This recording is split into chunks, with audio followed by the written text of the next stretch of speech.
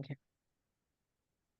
So what did I want to talk about today? So I did want to mention, I have pages saved on this book that I recommended to everybody. I think, Michelle, you have this book, right?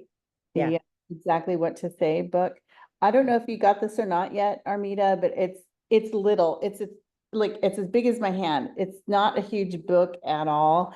And it's only like 125 or some pages, something like that. it is like 225 pages. 25. Yeah.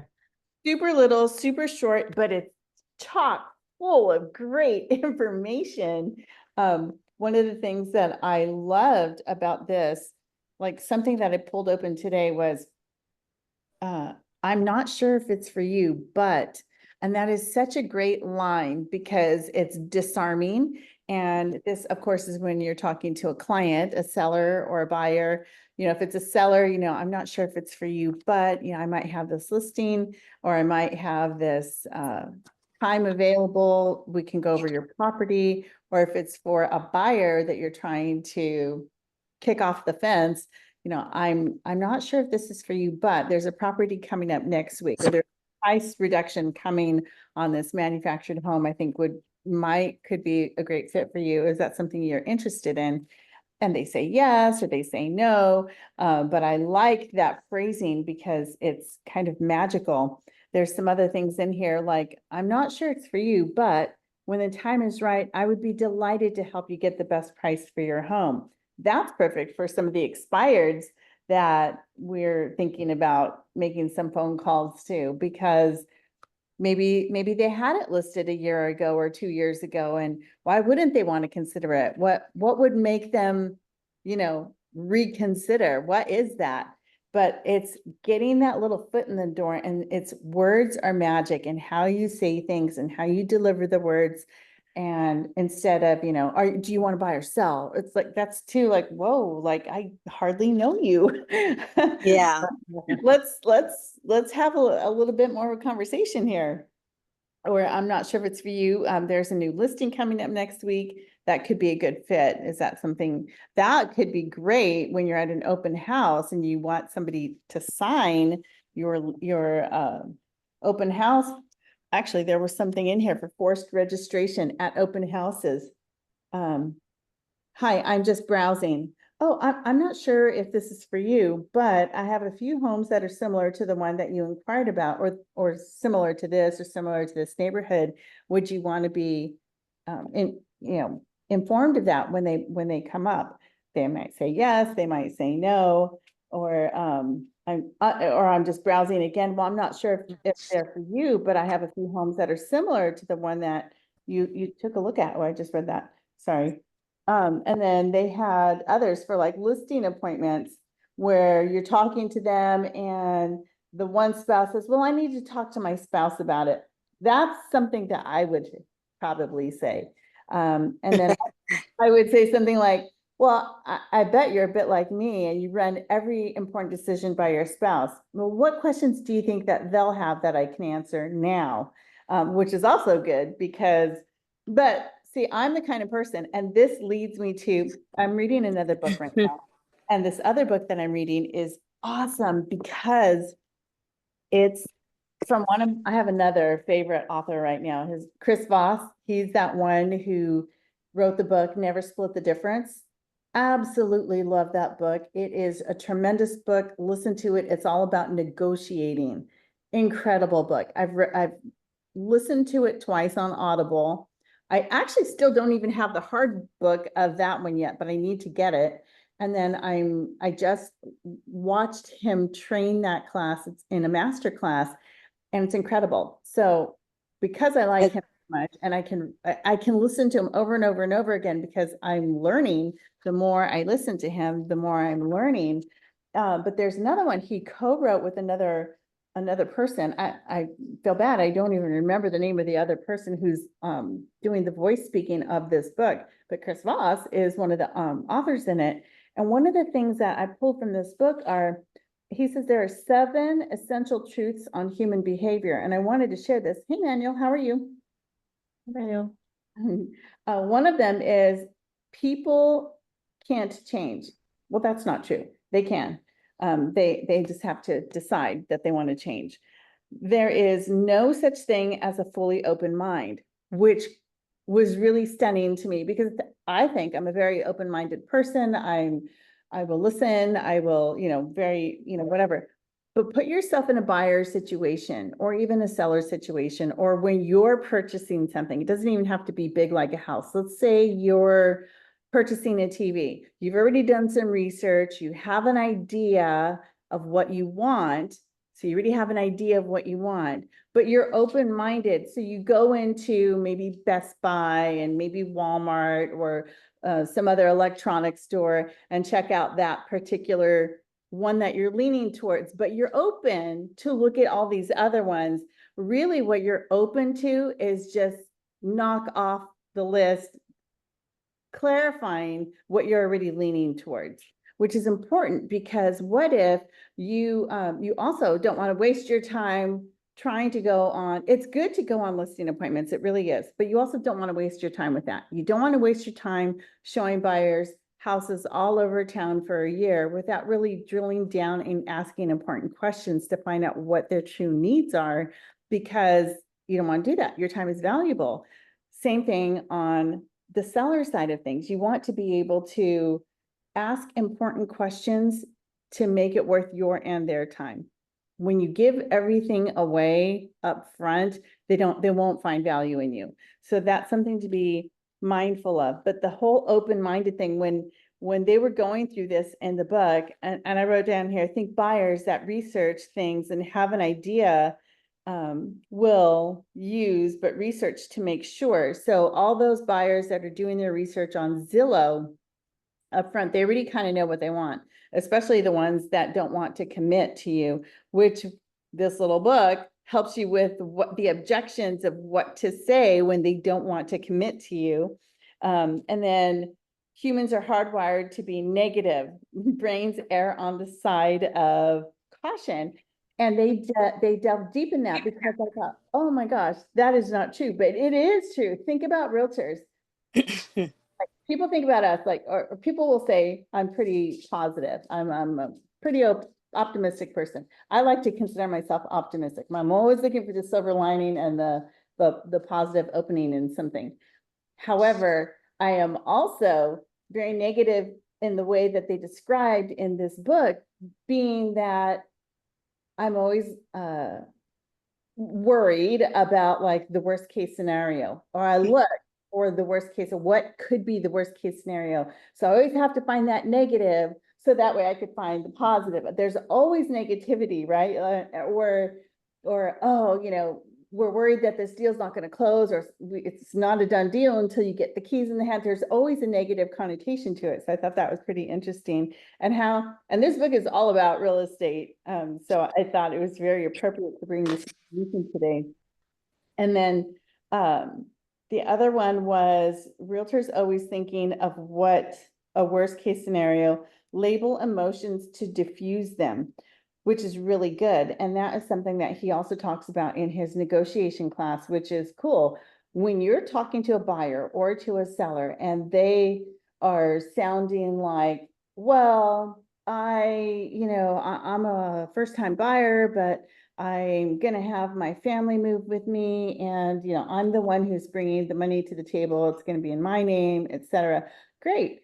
So tell me what you want. And then I tell them what I want in a house, but then I go wishy-washy on the agent because my family's moving with me, what am I getting? I'm getting the committee, the advice of the committee, the family of what they want or don't want in a property. And so what I'm now sharing with the agent is, well, yeah, I'm the one buying this, but I can't really make a move until my family says, this, that, or the other, which, okay, there's some dynamic there. But at the same time, I can say, well, so it sounds like even though you're the one buying the house, what your family thinks about the property weighs heavily on you.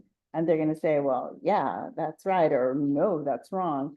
When you tell your client, well, it seems like this, or it sounds like that, what that tells them is you're listening, you're hearing what they're saying, and they're either gonna corroborate it and say, yeah, that's correct. Or they're gonna say, no, what I meant was blah, blah, blah. And when they say that's correct versus, yeah, you're right, you're right. When people say you're right, they might just be placating you. And especially if they're a buyer that's not committing to signing a buyer agreement with you, and maybe they want to shop agents and, oh, okay, yeah, sure. That's placating. You don't actually want that person as your client. You want somebody who's going to be committed. Same with the seller. You want them to be able to commit, because if they say, yeah, that's right, sure. Or if they say, you're right. But yeah, I'm not gonna sign this agreement tonight because I have an appointment with Michelle, or I have an appointment with Armida later. Well, if everything that I'm telling you sounds right, but you're not willing to commit to me, then I'm not the one for you. You're just using me like that shopping analogy I used earlier, like the TV, right? I have an idea of what I want.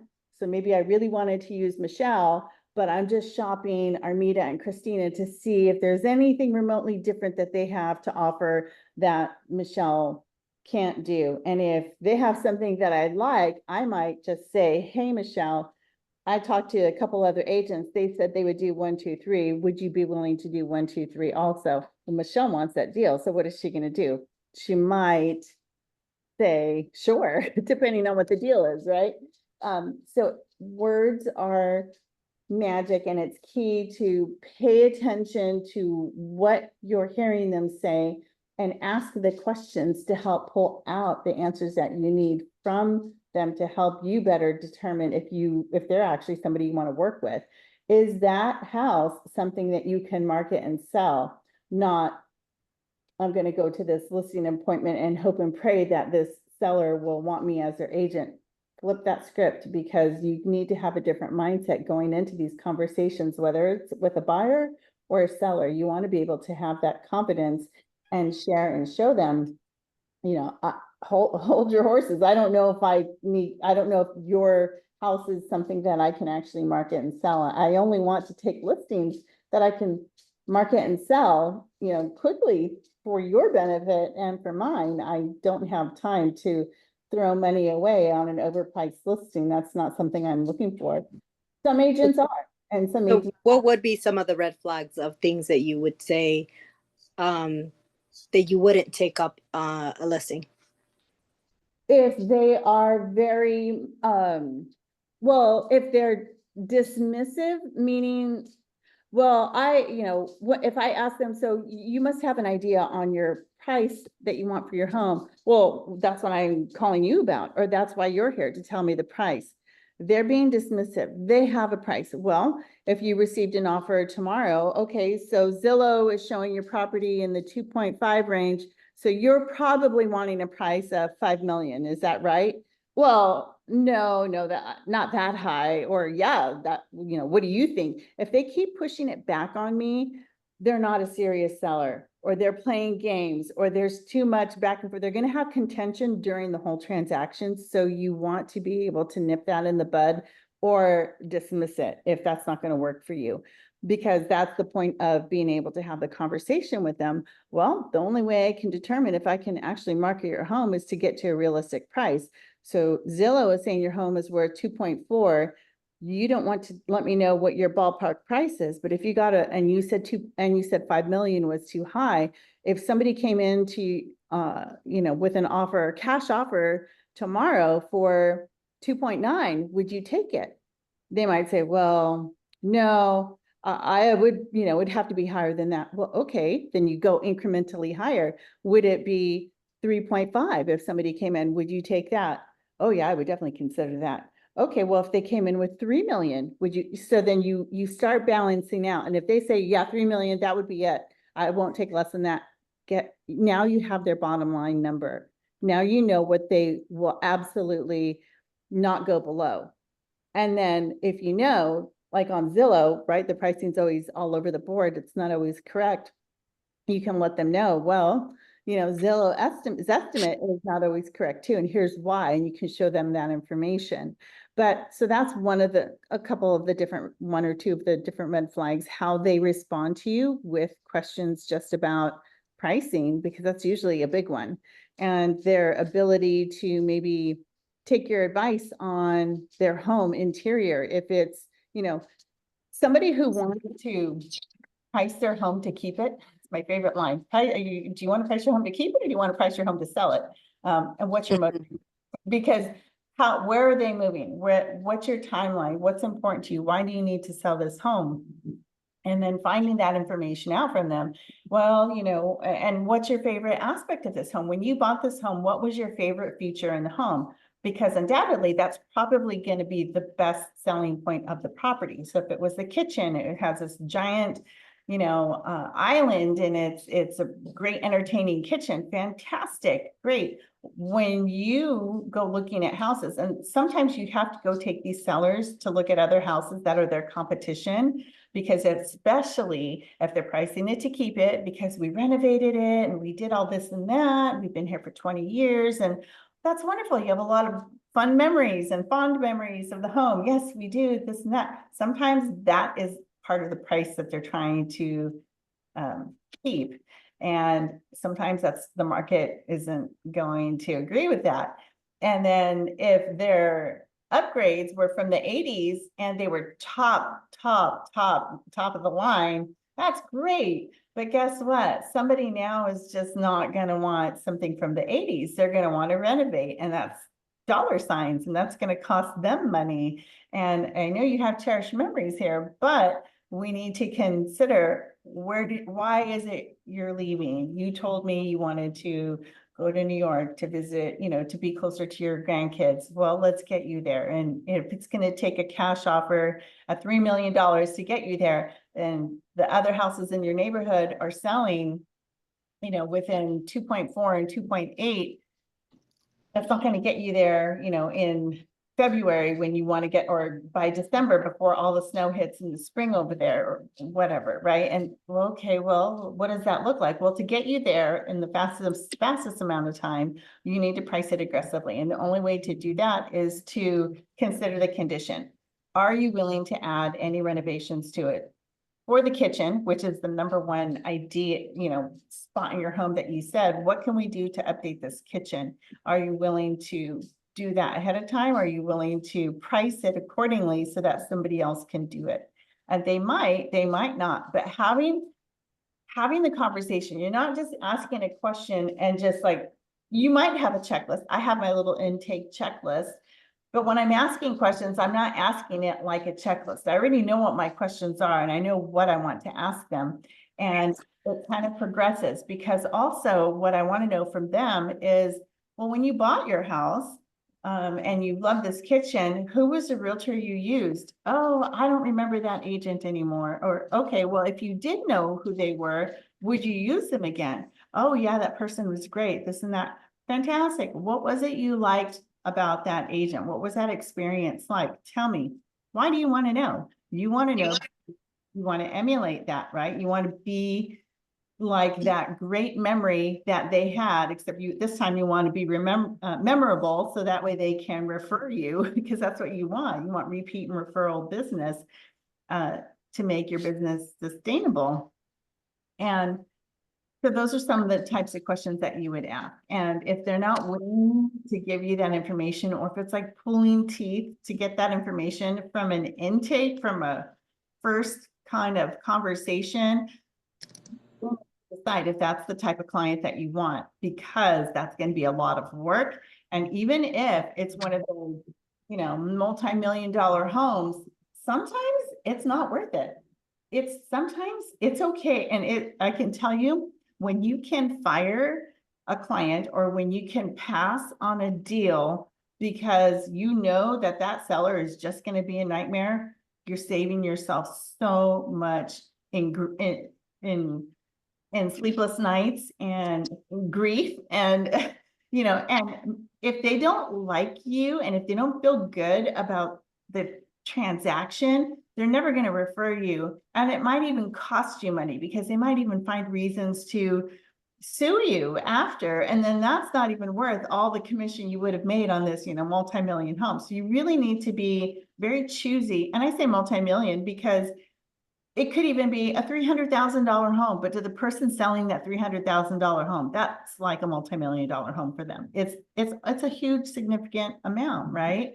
So be choosy on who your clients are, because when you are, then you're more confident in your business. You're more confident with how you come across to people, clients, buyers and sellers. And then that way you're going to work with people that you want to work with, who want to work with you, who are excited to do business with you. Even if the bumps in the road come, if they like you and they trust you, they're willing to understand that you did everything you could to avoid those bumps, and you let them know. Sometimes it's going to be a roller coaster ride. And I have this one sheet, I'll have to reshare it out to everybody. It has like 88 things on there of things that could go wrong with the buyers and the sellers and the escrow. It lays everything out, and the lenders, like, here's all the things that could go wrong. So be prepared. This might happen, might not, but I just want you to be prepared, because then they'll have an idea. Then they'll be prepared for when, the loan is delayed, or the escrow, lost the only original death certificate, or, whatever. They're okay, stuff happens, and we're going to get through this. Okay. We're going to get through this together. So if they like you and trust you, you will get referrals after your deals with people. Any questions? Any more questions you have, Armida? No, I mean, it all makes sense. I think, like, I know that you have a lot of like the questions, but I know that you don't ask them like that. I know you make it more into a conversation. I think that's more my thing that I would need to learn, like, to do more of a, like, asking those questions, but not just doing it as just like, hey, this is a list of questions I have and I'm going to ask you, but more implementing it in like more of a conversation, more of a, like, hey, we're just sitting down and we're talking, but we're asking questions, but there's other dialogue in between. Yeah, no, and I think when you know why behind it, the why behind it, I think that helps. At least for me, when I know why something is being asked, then then I understand it, and it helps me be able to interpret it or articulate it differently. Just like with scripts, right? So I have this, so I'm actually redoing my intake sheet because it looks like a checklist, and I don't want it to look like a checklist, even though no one's going to see it but me. But if I have it on a clipboard, or if I have it in a like a little brochure format, and I'm using it, one, it'll look professional, right? When I'm asking the questions, especially if we're in person, it's something tangible that they can see that, oh, it's real. Just like when you go to any doctor's office, they have sheets. All those are kind of like checklists, but let's see, can you see my screen? Yeah. Yeah, okay, so it says your home, tell us about your home. So this is my intake sheet. Your home information. So especially if I didn't happen to pull a real list, so if I don't know the square footage, or let's say I have a real list information and real list says that their home is 1,800 square feet, but they did a renovation and real list is not pulling up that information. What if they have 500 more square feet in their home? Well, I need to know this. So this is why I want to put down and verify in person how many rooms are actually there, how many bathrooms, is a garage an actual garage, was it converted, etc. I want to know all this information. I'm going to ask this, why are you moving? What is your timeline? And these are going to come out naturally, right? Those are pretty natural questions. When, so why are you moving? When do you, oh, we need to, like I said, New York, we're going to go see we want to be closer to our grandkids. Great. What does that timeline look like for you? And even though I have it on here, I'm not going to just go one by one. However, that's okay when you're beginning to do that, because it helps you stay on track. And you could even let them know ahead of time. Okay, well, I'm going to go over some questions with you, and I'm just going to take notes.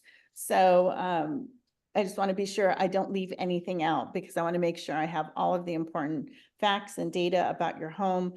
So this is going to take a little bit of time, and expect 30 minutes to go over this. And as you get to use this more and more, or as you start role playing this, then it goes faster and faster. So really, when you're with a seller, it could take 15 minutes. It doesn't even need to take 30 minutes. But again, it also depends on the type of property they have. Is it I did one kind of on the fly. I didn't have any of my papers with me one time, and it was a property in Gilroy, and it was a duplex investment property. And I just asked questions off the fly that I knew I needed to ask. And then I had to ask questions after the fact as a follow-up, because I didn't ask this one here, which is the utility question, which is so important, especially for investment property. That I was like, oh, hey, I was remiss in asking you this question when we met, and da-da-da. But had I had this with me, I would have been on point and had everything all at once versus having to call back and ask them again. But again, here's that question. How much do you think you should list your house for? How did you arrive at that value of the home? Oh, well, we renovated it. We did all these things to it. Or the neighbor down the street, they sold theirs for that much, etc. Well, that's great, but let's make sure that your house is worth, 2.5 million. And if it is, let's go look at some of your competition that's 2.5, because I know you did all these renovations. Let's look at theirs. And if theirs are turnkey, like model home style, just move in, nothing to do, that's going to be very eye-opening for your client. Because if they say, oh, wow, okay, that those were a lot nicer than ours, and they can't help but become honest when they start seeing other houses that are in the price point of where they want to sell theirs, especially if theirs isn't up to par in that price point. So on these, Christina, for me, I mean, everybody's different. I'm asking these questions on the phone prior to me going to the appointment. That way, when I go to the appointment, I bring this with me and I just, let them know that I heard them. You said this, and that way I spend more time. We already went over this. I'm just going over to confirm what we talked about on the phone. And then that way I spend more time on the contract. Perfect. Yes. And that is ideal to do it ahead of time. However, let's say you are having your open house this weekend and there's a seller that says, hey, would you have time after your open house to come by? Actually, I do. And I will meet you there, at like half an hour after your open house closes, right? And then if you had something printed out that you can take with you, then this would be great for that situation where you didn't have time to call them ahead of time, but you have something that'll keep you on track to ask all the questions. And then you look like a total pro because you came prepared with something. But yes, ideally, if you're able, and if they don't have time afterwards, and actually it's not even a bad idea. If you meet somebody at an open house, instead of being shy and trying to schedule it for during the week, why not just go right after? I did that for my house in Rio Del Mar. Somebody came in and they said, oh, we did really nice upgrades to our house. You should see. And I said, well, I'd love to see. I have time after the open house. Would you mind if I stop by? And they said, oh, that would be great. And so I did. And I did a CMA for them. Nothing happened, but it doesn't mean that it won't. But I still was able to go and drop off some information and then run a CMA for them. So I think another important question, I mean, maybe not, is besides, is there anybody else involved? I took a listing for a mobile home, met the lady at the casino. We had a great conversation. She invited me to come over to list her mobile home in San Jose. And we signed the listing, and then 2 days later, come to find out, she calls me and says that her daughter crying, that her daughter won't let her sell. So we had to cancel. Okay. And then I saw her mobile home come up again, like a couple of months later with another real estate company, and then another real estate company. And then the third one, she called me to list. She goes, I got to get this sold. I said, this is where I had to say, I can't work with you. Because, if your daughters are gonna, I mean, I'll list it, but I see that you've had this property already listed with other real estate agents and you've come off the market. And if your daughter's not involved in making your decisions for you, then we can work together. But if if you can't do this on your own without your daughter telling you what to do, then there's nothing I can do for you. Perfect. And Good. we just had to end I mean, I had to be upfront and honest. I didn't, I just had to. I don't want to waste my time. Yeah. It's gas, money, and if I'm gonna just listen and she's gonna pull it out from under me anyways, like everybody else, I'm just wasting my time. Yeah. And you attract, when you start taking listings like that, somehow or another, I don't know why this is, you end up attracting that kind of continual listing or continual transaction. And I see this over and over with agents who have cruddy listings, or not even cruddy listings, their clients are just cruddy. And I think a lot of it can be avoided by asking the right questions up front, and then having boundaries for yourself and your business. This is your business that you need to handle and take care of like a business. And now more than ever with these agreements we have to sign, Exactly. we have to make sure we are worth and working with people that want to work with us. And I think it's great because it weeds out the looky-loos. Yeah, it does. It does, which is nice. And then, but you had a question today and I definitely wanted to touch base on it. Go ahead. Remind me what that question was. Okay, so you're working with the list, you got a listing, and during the listing, they're like, okay, well, we want to buy. So, I know we only have like 7 minutes left, but I did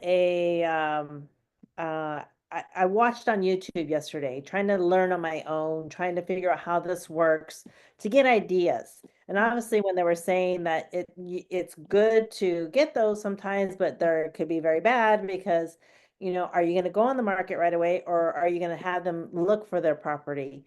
And then if they do look for property, you have to tell them to maybe look at more days on market because you're going to have a better chance at, getting through. But then I saw a friend of mine, she put up her property and that person from San Jose bought their home and then they put their house on for sale and it worked. Well, and sometimes it depends. I know Ruben had some thoughts on this too for his client. Every client is going to be different and every situation is going to be different and their finances are going to be different and and equity in their home is going to be different. So for one client, it might be not possible at all for them to even buy anything without selling their house first, because they might need that actual hard cash to purchase something else. Yes, they have equity. Can they take a line of credit out? They can, but they have to weigh the odds of what's what's in there and whatnot. And if they decide, no, it's not worth it for me, I'm not willing to pay, $50,000 for that line of credit to get that house now, then go back to their why. They need all that cash for that particular property, but why do they want to sell to begin with? If it's, they want a nickel and dime, get every little penny that they can. Okay. As that house sits on the market, they're holding and the market's changing.